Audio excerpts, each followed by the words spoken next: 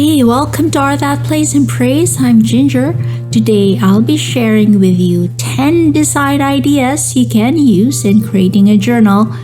This is the one I made from scratch, and I'll walk you through the process of how I assemble this, and hopefully you can pick up some tips and tricks which you may apply in your own junk journal projects. You may find that some of the ideas are so basic you already know them. Even then, I hope that my page layout can trigger the flow of your creative juices. So let's go on with it with tip number 1, ephemera. Using ephemera is one of the easiest ways to decorate a journal page. Ephemera comes in various shapes, colors, and themes, like botanicals or retro themes. I collected vintage ones and sorted them according to size in this container, like small, medium, and large pieces together. This would make it easier for me to assemble embellishments later on. You can find a lot of ephemera sets in craft stores or online through Amazon. There are Tim Holtz ones, or just generic no-name brands. Some ephemera are made of thick paper, while some are translucent like washi tape. Some are plain cutouts you need to glue, while there are others that are vinyl stickers you just have to peel and stick. Now, what do you do with these cute pieces, right? Pick the ones you think can go well together and create clusters of embellishments. Sometimes it can be intimidating to think of a full page layout all at once, but if you start with just creating tiny pieces, the task wouldn't seem so overwhelming. You can set aside these clusters and decide later where you can glue them in a page. But at least you've started off with little embellishments already, right? And then decide how you want to position your elements. Then once you're happy with how a certain grouping looks, glue them down permanently with an adhesive. By the way, you'll see me use hemp strings a lot in this journal. I'm going for a vintage themed journal, and hemp adds that rustic feel to the pages. You can substitute any kind of ribbon if hemp is not available for you. You'll see me also use distressed ink as well. It's standard for me to ink all the edges of my paper for an aged look all throughout.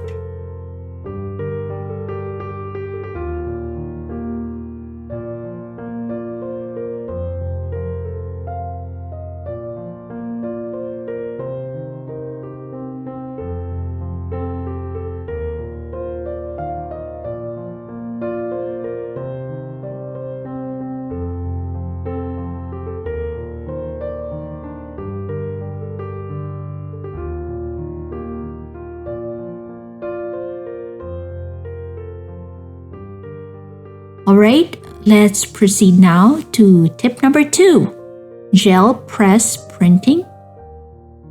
If you want to create unique pages for your journal, gel plate printing is one way to do it.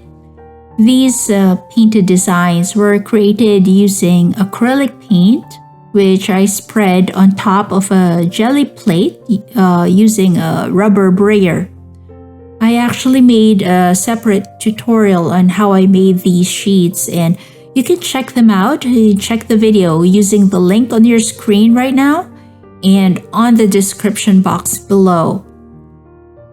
Gel prints make great background pages, as you'll see later in many of the journal pages I'll show you in this video. Some paint patterns are so pretty. Just by themselves are already so pretty, so I don't cover them up with embellishments anymore.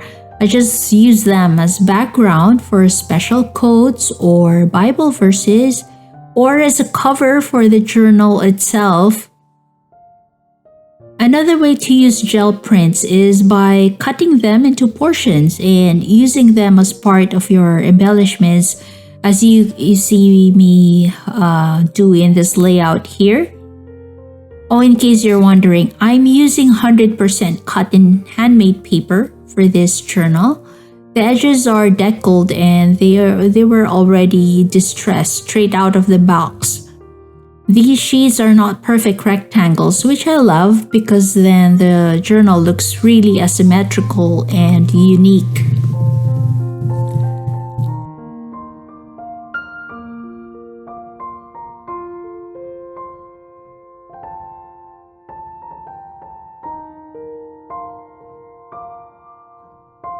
Let's head over to tip number 3, dictionary. If gel press printing doesn't appeal to you, you can try using dictionary pages for your background. As a writer, I sometimes feel it's irreverent to tear up books, but I make an exception for dictionaries because there are so many online dictionaries already that keeping a bulky book like this doesn't make sense anymore.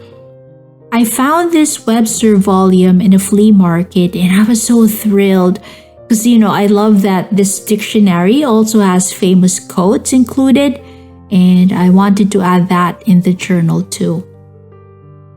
Now, when pasting down thin paper like the page of a dictionary, I make sure I spread the glue evenly before pressing down the paper.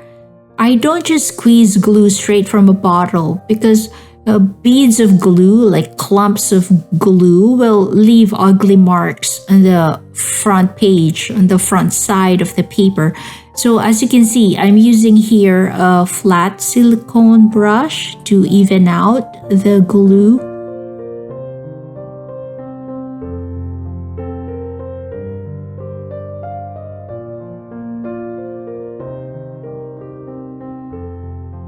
Sometimes you don't want a full page or you don't want a full dictionary page on your journal. You can also pick a word you like and include its definition in a layout. As you can see in this page, I made for the word compassion. And here also, I have another page here for the word accelerate. Now, since my dictionary has famous quotes, I picked one that I like from Ralph Waldo Emerson and I attached it here on top of my cluster, my ephemera.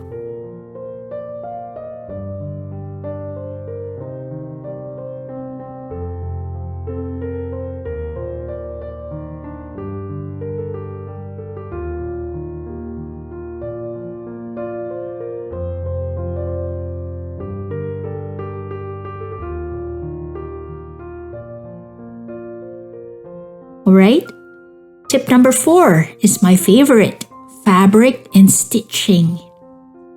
Now don't just throw away old clothes, cut them up into scraps for your journal projects.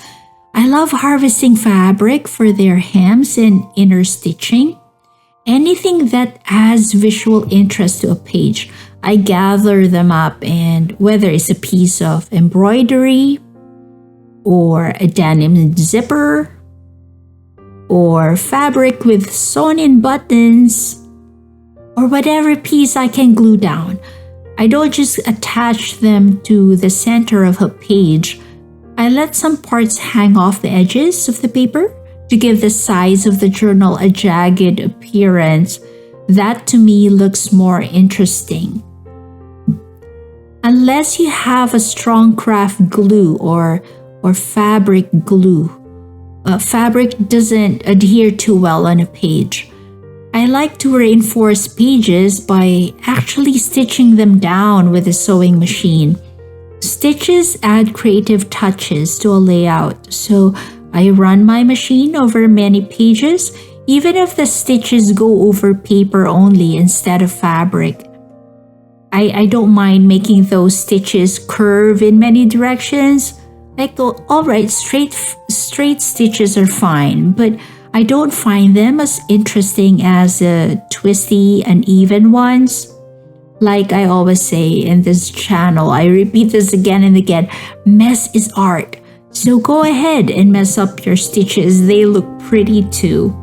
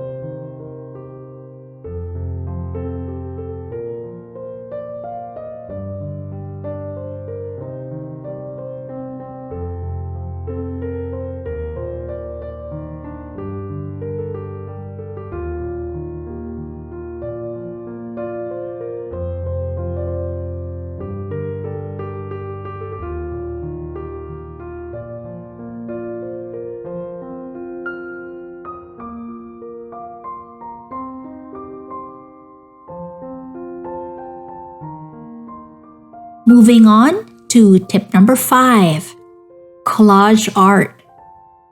If you love collages, then this tip is for you. I stumbled upon 2 cut and collage books which have a collection of images that are perfect for collage lovers and crafters. If you don't have magazines at home and you're scrambling for pictures to collage, then these 2 books are perfect alternatives. Just look at the variety of images you'll get here. Aren't they all pretty, right? Looking through the pages alone can already kickstart your creative juices. This Bibliophilia is actually a sticker book, and there are pre-cut images in here. But with the first book, the cutout and collage, the bigger one, you have to cut them out yourself and glue the images to your page. And for this, you need precision scissors with a sharp point to help you wiggle through some of the very intricate designs you find in this book. I used these books to get embellishments for my journal pages, like this blue owl here, which perfectly matches the color palette for this layout. I also made a separate collage page with more images from the books. You know, the thing with collages, you can go crazy with the layout. I mean, you can let your imagination run wild with the concept, just like what I did here in this page. If you look closely here, I used a potted plant as hat for the bird, and I let a cat hang from the bird's leg. Yeah, I don't know why I did that. I just find that cute. And the building here is tipped over because the bird is leaning on it. So yeah, go ahead and play with your images. Even if there's no rhyme or reason or there's no story behind your collage concept, that's fine. You know, just have fun with it. Your collage can be purely decorative without any meaning behind it, all right? Okay, proceeding now to tip number 6, metal charms. Metal embellishments add an extra special touch to journals. Like there's an impact. It leaves a really great impact.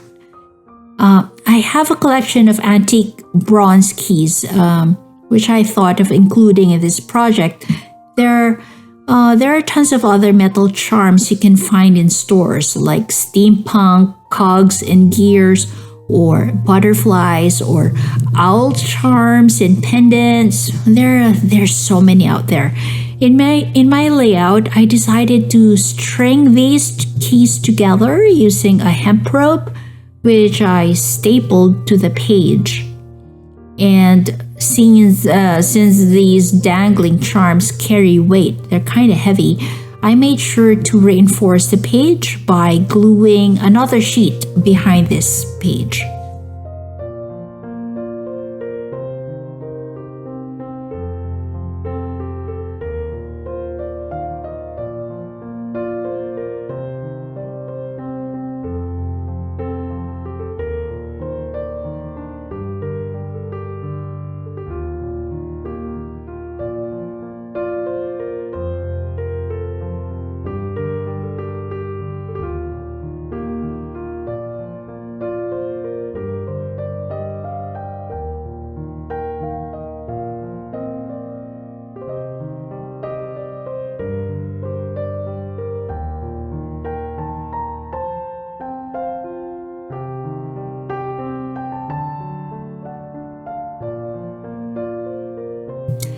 Okay, let's jump right into tip number 7, words and quotations. You may have noticed that this journal I'm making doesn't have too many blank spaces for writing, right? And that's because I intended it to be a compilation of some of my favorite Bible verses and inspirational quotes, which I hope to go back to when I need motivation and encouragement. And that's why I call this my hope journal. Adding quotes or verses or maybe poetry in certain pages make the journal all the more special and personal to you. You can do this in chalkboard style with white gel ink on black paper. Or if you don't like white ink, you can use gold or metallic silver ink. If you don't like to handwrite, you can also use a word processor, as there are tons of free fonts available in the internet. Since my journal has a vintage theme, I decided to add some typewritten words straight from my 100-year-old Remington. Of course, not everyone has a typewriter, but there are lots of typewriter fonts online which are free to download. So you can create your quotations in Microsoft Word and then print them out and you're good to go.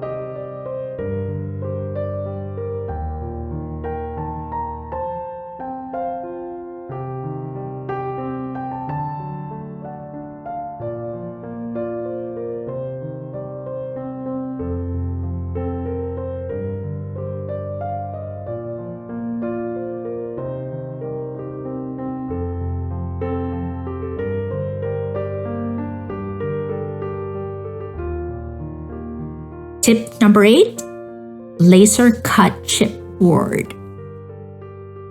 There are so many fancy chipboard available in craft stores, and you can use these to decorate a page. Laser cut chipboards come in many designs like snowflakes or frames, hot air balloons, butterflies, and flowers, and many others. Here I'm using a dressmaker's mannequin stand with angel wings. I don't know why it has angel wings, but it looks cute, so I'm picking this one. And I decided to paint this with metallic copper, so it will glitter against the dark jelly print background I have here. Some laser cut designs are so intricate that you need to be extra careful in handling them.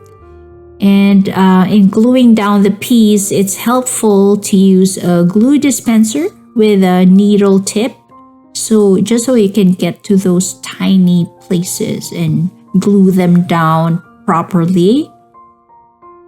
Now, since I'm already working on this page, I might as well tell you my tip number 9, trifolds and pockets. Opening a journal should be a sensory experience. You don't just engage your eyes. You want to feel the textures and interact with the pages too. Adding flaps and pockets to your layout does that. You want to do more with your journal besides just turning pages. You want to open hidden trifolds as well. You want to slip tags into pockets and envelopes. You want to feel the bumps and enjoy the uniqueness of a page. An interactive journal has a lot of hidden pockets or envelopes that it should surprise anyone who opens it the first time.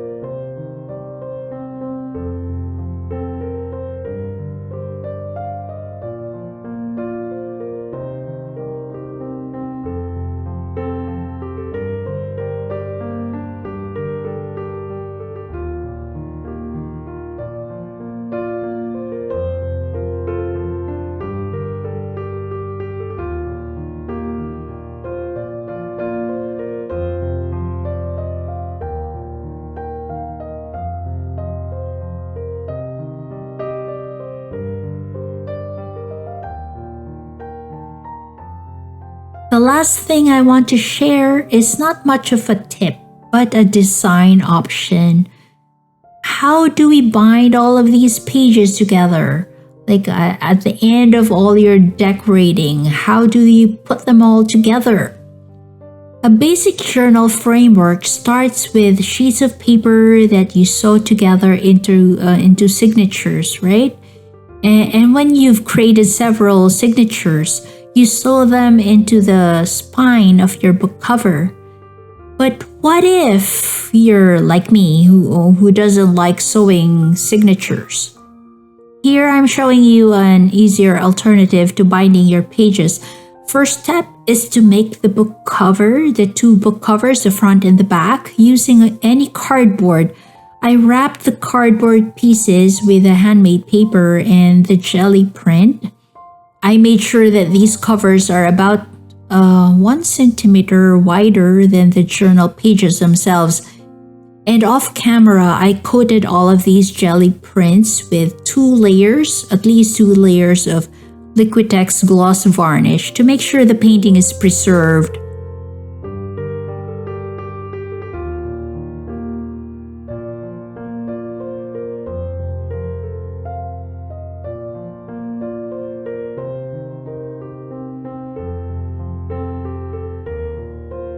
When that's done, I punched holes on both the covers and the journal pages and bound them together with a ring binder. And that's it. Quick and easy, right?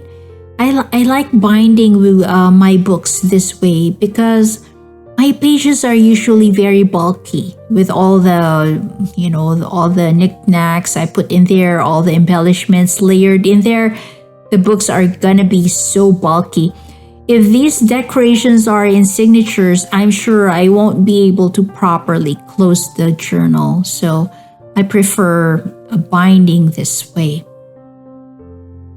All right, friends, those are all my 10 design ideas and tips for you. Now let's take a last look at the finished journal from front to back.